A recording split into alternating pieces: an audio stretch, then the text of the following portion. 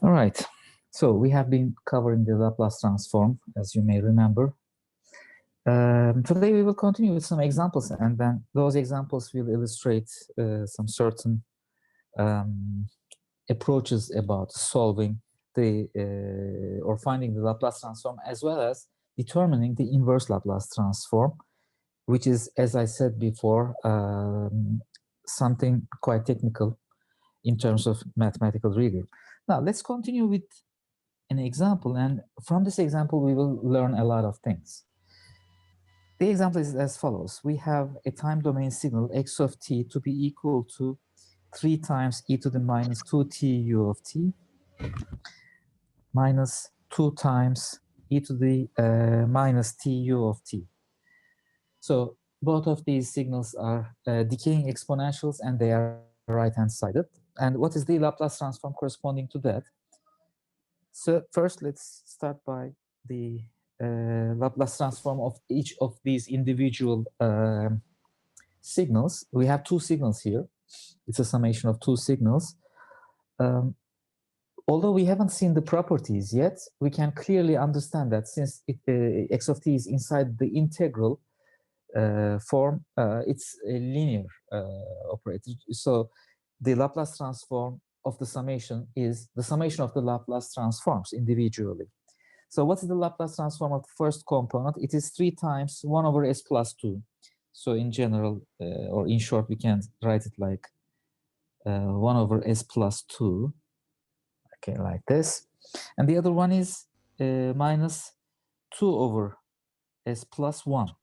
So these two entities correspond to the regular Laplace transform. You can check the validity of this Laplace transform but just by substituting s is equal to j omega, and you will notice that this is actually the Fourier transform there.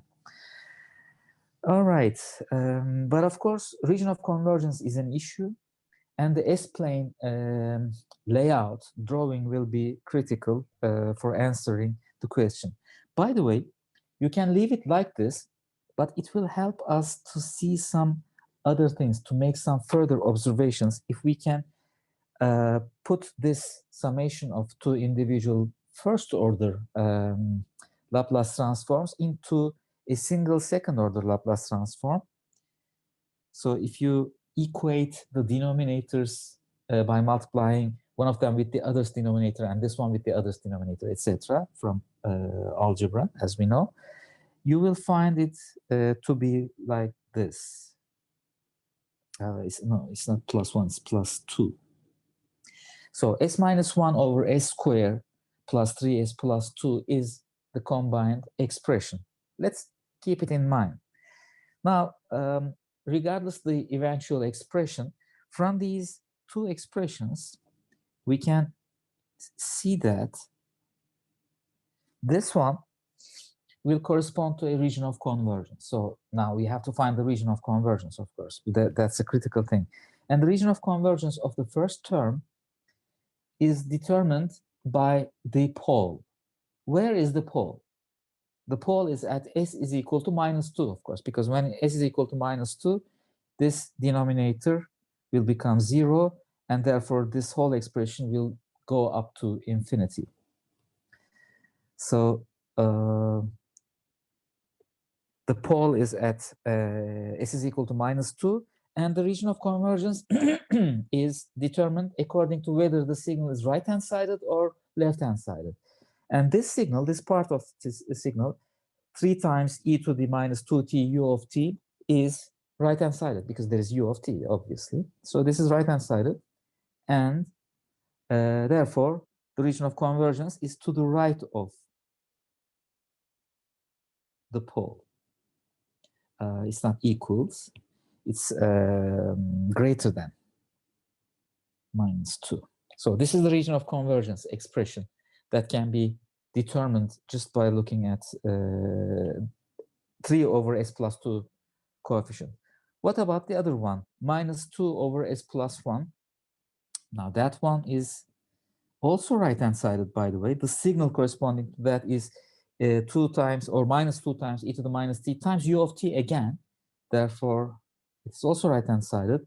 The pole is at s is equal to minus 1.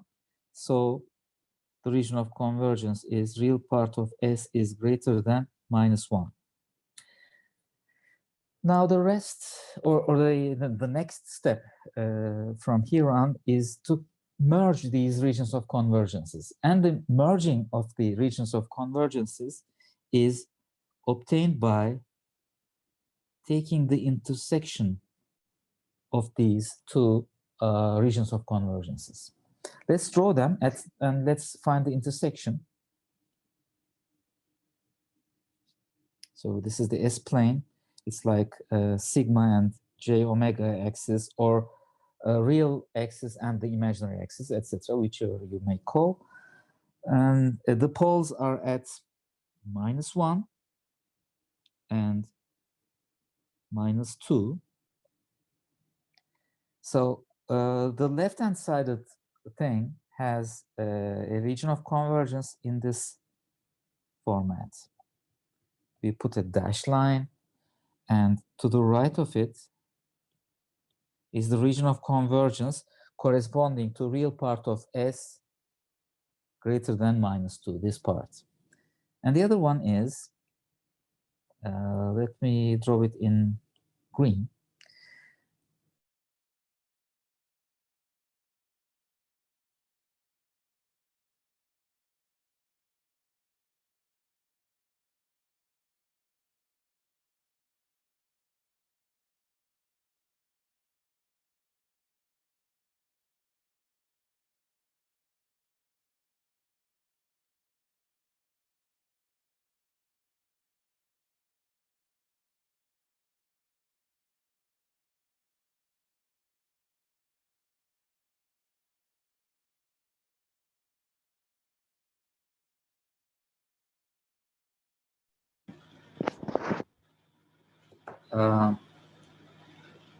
I think the connection has a problem, so I will try to connect again to a different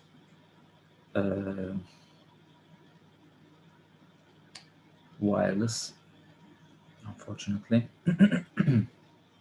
I'm sorry about this delay.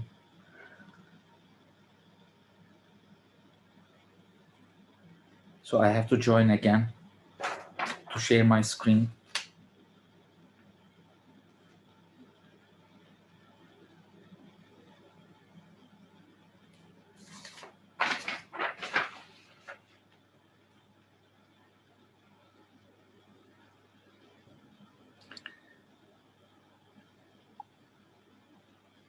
And I will share the screen again. So let me mute this part.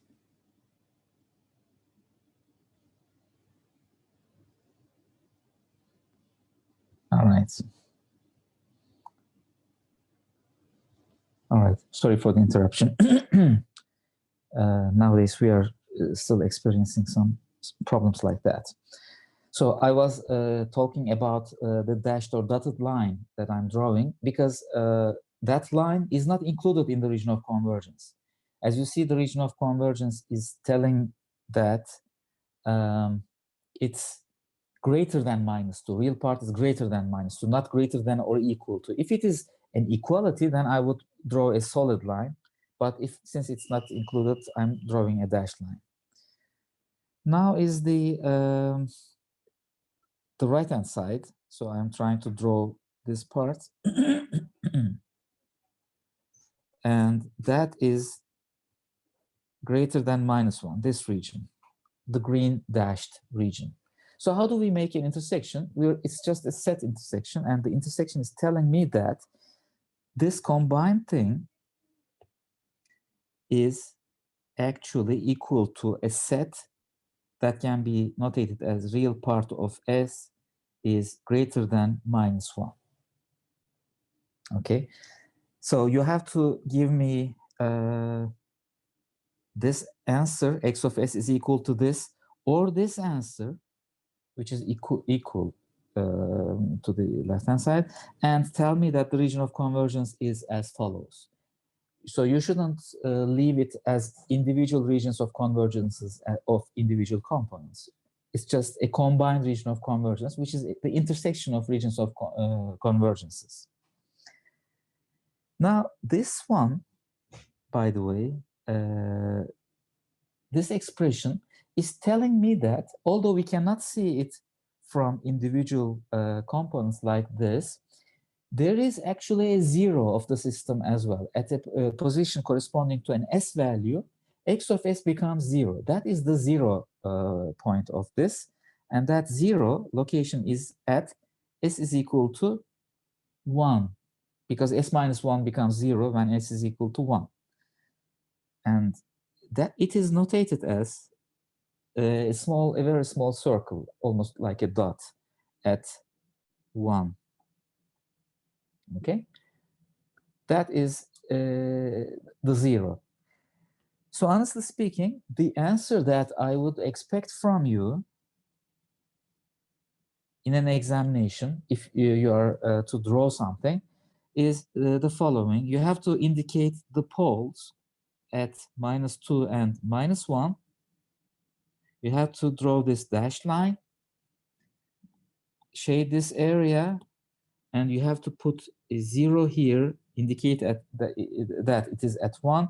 This is the real axis, this is the imaginary axis, and this is the S-plane, and the region of convergence is this. Okay, that is the correct answer that we have. Now, how can we invert this problem is the continuation of this example. Suppose that you are given, so you may think of it as a new example, but of course it's the same example as the previous one. The example tells me that x of s is equal to s minus 1 over s squared plus 3s plus 2, and the region of convergence is real part of s is greater than -1. So it's like a new question. The question is, what is x of t? What is the time signal corresponding to that? It's our question. And I'm assuming that you will be able to split this into first order systems, because those are the systems that we can transform and inverse transform. And for that, you need to find the roots of this s squared plus 3s plus 2. And the roots are, or the multiplication terms are s plus 2 and s plus 1. So the way to do it, I'm just doing some algebra here so that you may remember how to do these things that you may have forgotten, although you have done it in high school. It's like this. One of the denominators is s plus 2, and the other denominator is s plus 1. But you don't know the numerators. You may call them a and b, okay? So when you add them up, you will come up with this expression of x of s. So when we add them up, this we multiply by s plus 2, this we multiply by s plus 1. So as plus a, because I'm multiplying with s plus 1 and the numerator was a, plus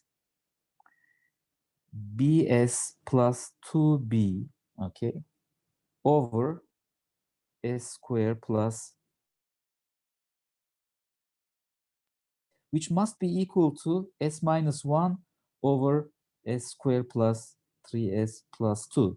So what is a and what is b? You will have two equations.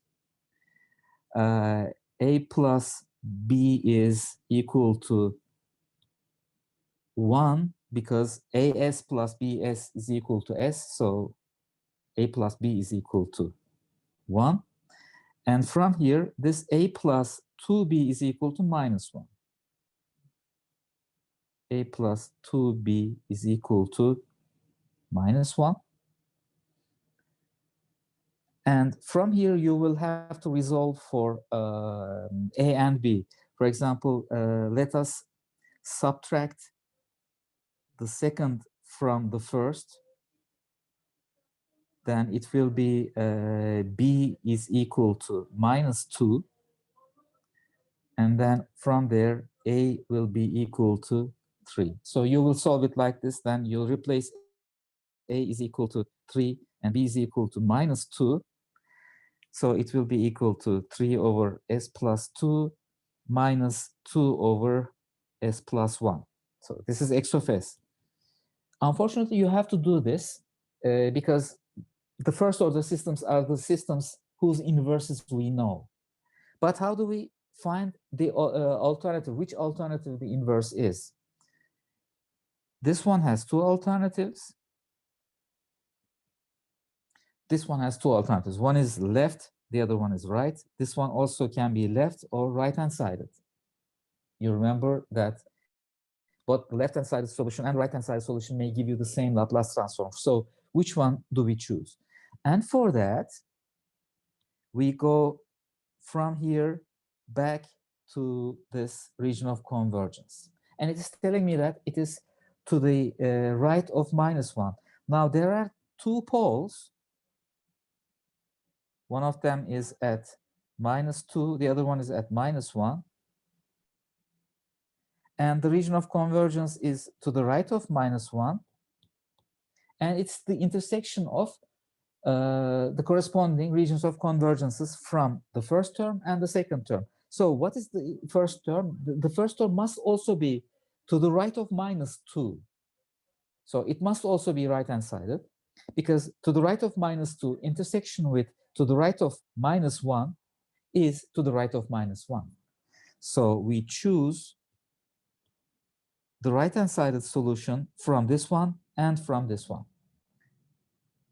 And then we tell what is the corresponding time domain signal.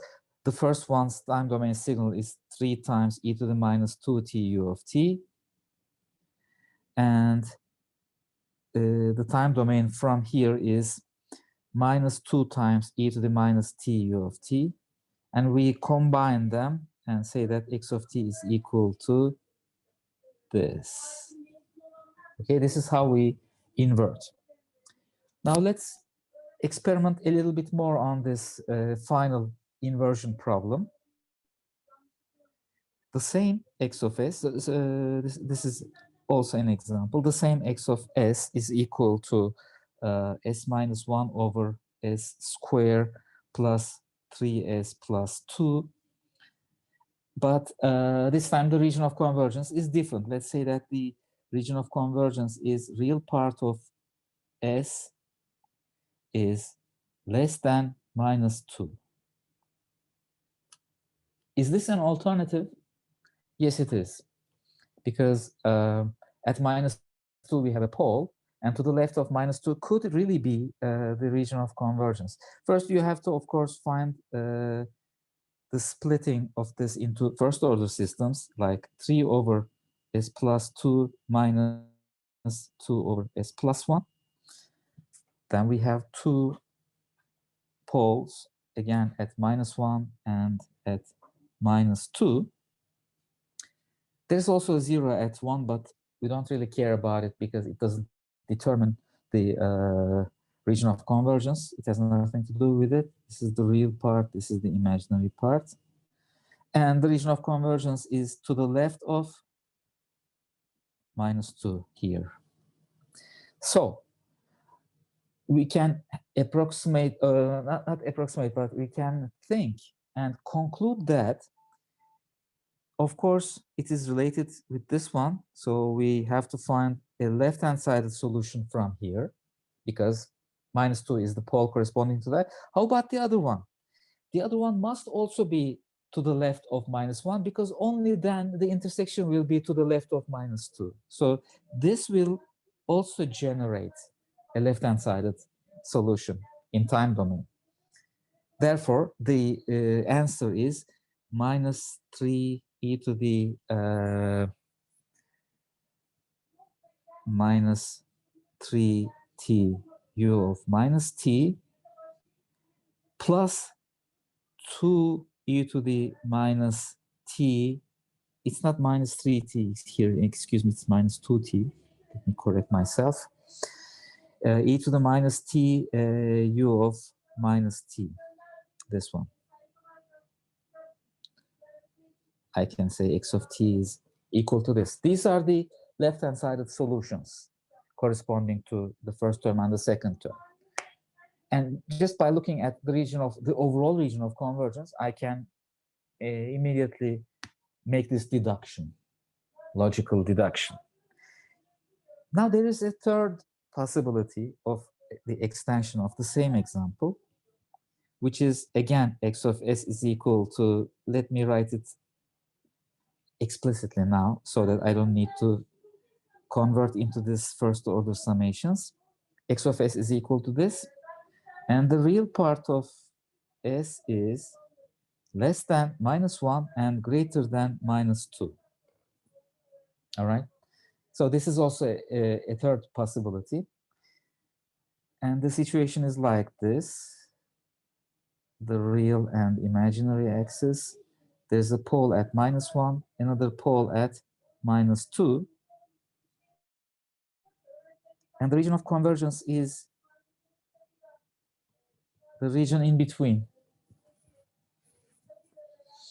That's perfectly fine.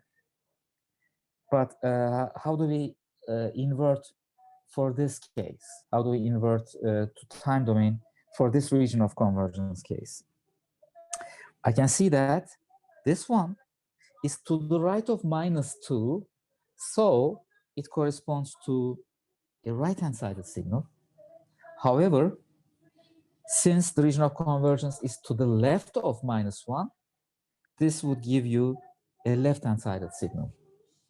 And then the intersection will be here, in between -2 and -1. So the answer is, or x of t is 3 times e to the -2t u of t, the right-hand sided solution, minus of -2, which is plus 2 e to the -t u of -t, which is the left-hand sided solution. And the combination is the eventual answer. Now, immediately you can start thinking that, well, if these are the intersection combinations, probabilities, to the right of one of them, to the left of one of them, in between, etc., then is it possible that I could have, for instance, a left-hand sided solution for the first part, where x of t would be -3 times e to the -2t u of -t, the left-hand sided solution, for the pole corresponding to -2. And then I also have the right-hand sided solution of the second part, which is -2 e to the -t u of t, the right-hand sided solution. If this is x of t, at least hypothetically, x of s could be still equal to 3 over s plus 2 minus 2 over s plus 1. But how about the region of convergence? The region of convergence will be the intersection to the right of -1 and to the left of -2. And there's no intersection. They don't intersect. The region of convergence is an empty set, which means the Laplace transform does not exist. So the fourth possibility is not a possibility, unfortunately. There's no such thing, because in that case, we cannot even talk about a proper x of s. But hypothetically, we can make that kind of an experiment, thought experiment, to come up with this x of t signal and say that its Laplace transform still looks like that. But we shouldn't write it, because this Laplace transform does not exist. It never converges. So it's not really proper to write this. Okay, that's the fourth and invalid possibility. Now, let's roll back a little bit and look at some further details regarding equality of the Laplace transform and the Fourier transform, or the existence of the Fourier transform. Let me roll back a little bit and come back to the first example here. In this example, the region of convergence is real part of S is greater than -1. And the time domain signals are two right-hand side signals like that. Both of them are decaying to the right-hand side. And actually the Fourier transform of this signal exists. And I can see that the Fourier transform exists because this axis, although I didn't name it, let's write it again. This is j omega, this is sigma, or imaginary and real axis. This j omega axis here is included in the region of convergence. The dashed space includes this j omega axis. So let me write it. J omega axis is included in region of convergence. It means that Fourier transform exists. What do we mean by existence of Fourier transform? It means that I can replace S by j omega. I can take sigma is equal to 0, and then that would make S is equal to j omega, because otherwise S is equal to sigma plus j omega.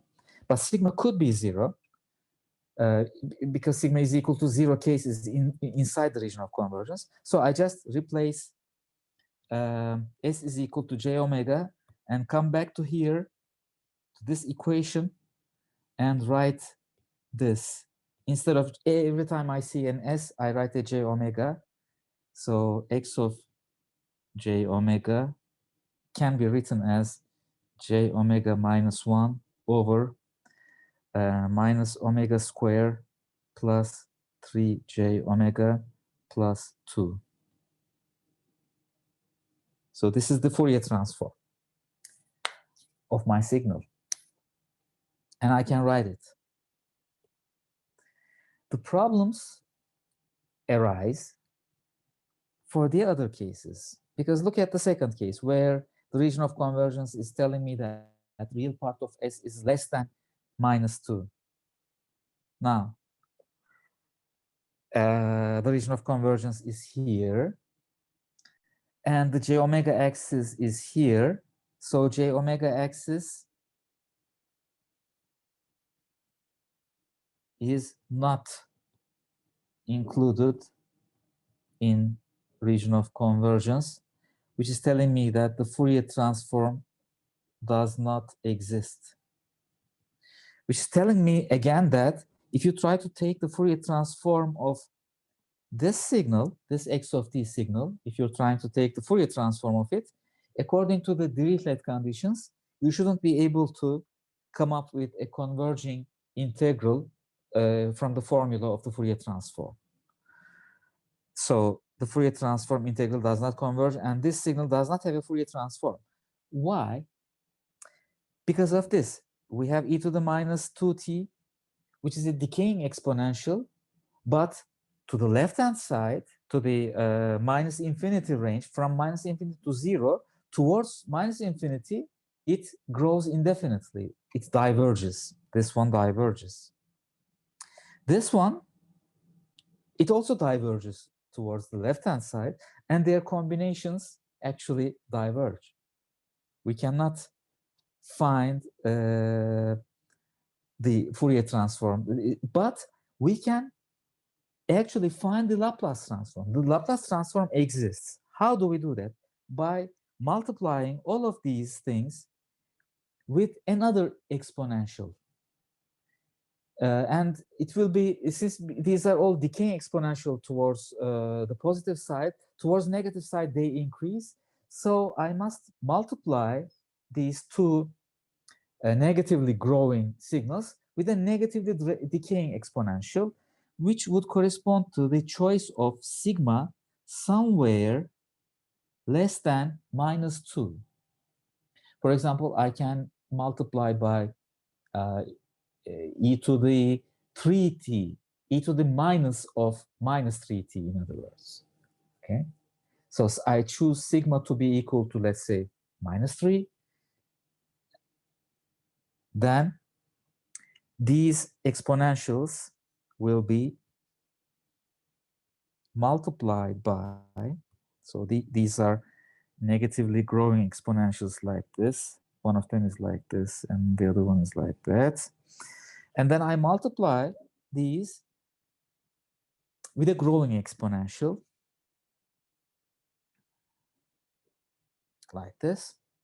And if this growing exponentials increase or decay rate towards the negative section, if this is more powerful than these two, overall, since since my signal is only from minus infinity towards zero, that zero is the ending point of my signal, I can multiply the left-hand sided signals, this one, and this one, actually the red one with this black one, and the red one with this black one, and I will obtain a multiplication result, which is in the form of still an exponential like this. Okay, the blue one, let's say, the summation of the multiplications. And that blue one, as you see, is still decaying towards the left-hand side. Therefore, when I integrate, it converges. But this is only possible if I choose sigma less than -2, which would correspond to an e to the sigma t multiplication of e to the -3t and e to the -t u of -t. Sorry, this is a little bit messed up. I will have to correct it. -t. Okay, let me come back. And when I do that, e to the, this is minus sigma, by the way, e to the minus sigma -3 times t will still be an increasing exponential if sigma is, oh, why am I writing 3 here? It's 2. This is 2. So minus sigma -2 will be still positive if I choose sigma less than -2. And we will have a u of t, which will be like this blue curve, an increasing exponential. And e to the minus sigma -1 t u of t will also be like the blue one, which is an increasing exponential. And since I'm integrating along the negative ranges, along this range, the integral will converge. That's the power, that's the strength of the Laplace transform. We will find an appropriate sigma. From where? Of course, from the region of convergence. The region of convergence is the thing that helps you choose what kind of a sigma you can choose for the evaluation of the Laplace transform. For every sigma, which is less than -2 in this range, everything is available to you. Unfortunately, sigma is equal to 0 case is not available, therefore the Fourier transform does not exist. And this is also why the Laplace transform is a superset of the Fourier transform, as you see. Although you don't have the Fourier transform, you still have the Laplace transform. The third case, this one, is also a situation where for some choice of sigma between -1 and -2, so you cannot choose -3, for instance, you have to choose somewhere in between. With this choice of sigma, if you multiply this signal with e to the minus sigma t, it will be still convergent. One of them is right-hand sided, the other one is left-hand sided, but both right-hand sided and the left-hand sided versions will be available to you. I mean, convergent in their corresponding integrals. Can you see that it is so? Let us work a little bit on this one. Let me repeat that x of t. X of t is equal to, I have a very short memory, sorry for that, 3e to the minus 2t u of t. That's the right-hand sided solution. 3e to the minus 2t u of t. And the other one was the left-hand sided solution here. So it's plus 2e to the minus t u of minus t. Now, if I multiply, or let us see these two signals. Let us try to draw them. I will draw one of them with black, which is e to the minus 2t u of t, and that's a very fast decaying, and it's multiplied by 3, by the way. It's a very fast decaying exponential like this. The other one, 2e to the minus t, is not so fast decaying, and it passes from 2. So it's more like this. Okay, this one is here, and the other one is here. But one of them, the third, the first one, starting with the 3, is right-hand sided. So it's here, these samples, okay, the yellow highlighted. The other one is left-hand sided, so let me highlight that with green, this one. So the signal is a combination of the green and the yellow highlighted signals, and not their extensions. Now, if I multiply these, let us multiply both sides of the equation by e to the 1.5t. So I choose sigma is equal to minus 1.5, which is something between minus 2 and minus 1. This is an increasing exponential, okay? And I will draw it with blue. And it's an increasing exponential like this, okay? Now, if I multiply this blue and this yellow highlighted signal only for the positive t, if I multiply them, one of them is e to the minus 2t, the other one is e to the 1.5t. So I'm multiplying e to the minus 2t and e to the 1.5t. What is the result? The result is e to the minus 0.5t, which is a decaying exponential. So the multiplication of the blue and the yellow is a decaying exponential towards right-hand side. Now let's do the other one. Let's take a look at what's the multiplication of e to the minus t and e to the 1.5t. So I'm trying to multiply these, the green and the blue, the green highlighted and the blue signal. Their multiplication is e to the minus t times e to the 1.5t. It is e to the 0.5t, which is an increasing exponential. So the multiplication of these two is still an increasing exponential. And it gives me this eventual situation.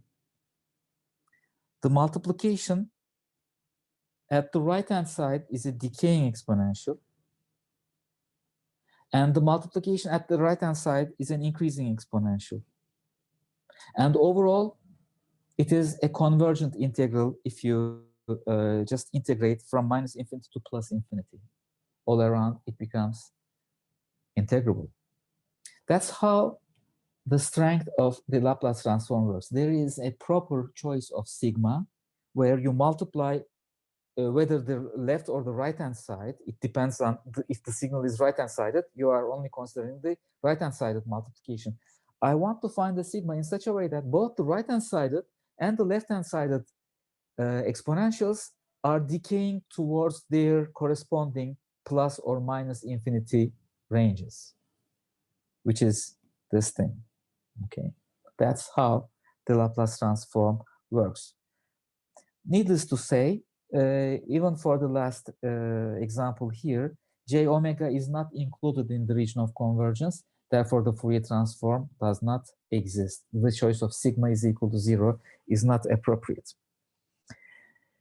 This graphic is the last thing that I have drawn. This graphic is just an illustration, or this graphic is just an illustration about how come the integral converges. But even if you do not understand it, you may not. Or if you find it too much confusing, there's nothing to confuse about. There are poles, and if it is to the right of the pole, it's right-hand side. If it's to the left of the pole, it's the left-hand side, and the intersections are necessary. One thing that you have to understand is that a region of convergence cannot contain a pole. There can never be a pole inside the region of convergence. So, for example, the region of convergence, saying that, for example, it's to the right of -2 is impossible because there is a pole at -1. What happened to that pole? There is an extra term related to that pole, which must be either to the right or to the left of it. So you have to intersect their regions of convergences. So the only possibility is either between -2 and -1, or to the right of -1 or to the left of -2, because you cannot have a pole inside the region of convergence. However, of course, you can have zeros. Zeros are available always. They have nothing to do with it, with the region of convergence. Region of convergences are bounded by stripes that are located by the poles, the positions, according to the positions of the poles. Okay, region of convergence cannot contain a pole. Okay, now before giving a break, what time is this? 42. I want to do one more example, which is indicating that only the real part of the pole is indicating the region of convergence. Because sometimes, as we know, we have a numerator of S divided by denominator of S kind of a situation, and the zeros of the denominator determine the poles. But the poles can be imaginary too, or complex in general, not only imaginary, but complex. So if there is a pole here, for example, there should be, if the system or if the signal is real, the poles and the zeros are always found in conjugate pairs. That's how we can come up with real coefficient n of s and real coefficient d of s. The poles could appear like this, for example, in conjugate pairs. And here, so it doesn't have to be on the sigma axis, in other words. It may be deviating from the sigma axis. But even then, the region of convergence is either to the right or to the left of only the real part of S, of the pole. So real part of S is greater than or less than, depends, than the real coefficient here, which is, let's say, A. Okay, we don't care about this B or minus B, which is actually JB and minus JB, the imaginary part of the roots of D of S. We don't care about that. Only the real part of the root is the bounding point. So it's A, not JB. Okay, this is important. I would like to show you an example about how this could be obtained, but it may take something more than 10 minutes or something like that. So it will not be wise to start that example. Let's give a break of 15 minutes. Let's meet again at 3 o'clock sharp at the same place. At 3 o'clock, we will start with that example, which will give you such complex roots, complex poles, that which is obviously a possibility. So until then, I would like to stop at this point. If you have any questions, you may ask now, because We still have some time, but if not, I will end the recording and end the meeting, and we will meet at 3 o'clock. So I'm giving you a few seconds if you have any questions.